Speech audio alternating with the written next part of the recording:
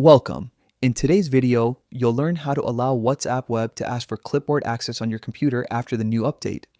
This option is important because it gives you better control over your privacy and helps WhatsApp Web function properly when copying or pasting messages, links, or text. Let's get started.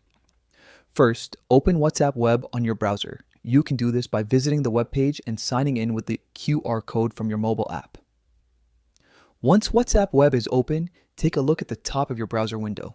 Next to the website address, you'll see an icon that looks like a padlock or a small globe. Click on View Site Information. This menu gives you quick access to all the permissions related to WhatsApp Web. From there, click on Settings.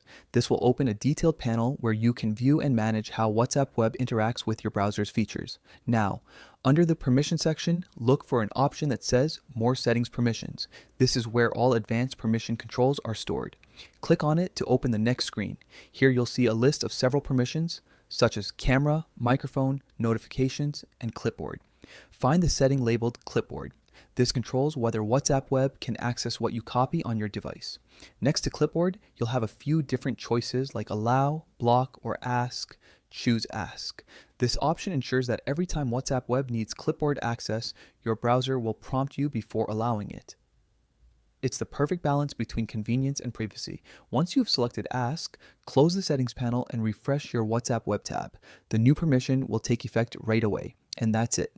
You've successfully enabled the option to allow WhatsApp Web to ask for clipboard access on your PC. This small adjustment helps you stay in control of your data while keeping all your copy and paste actions smooth and secure.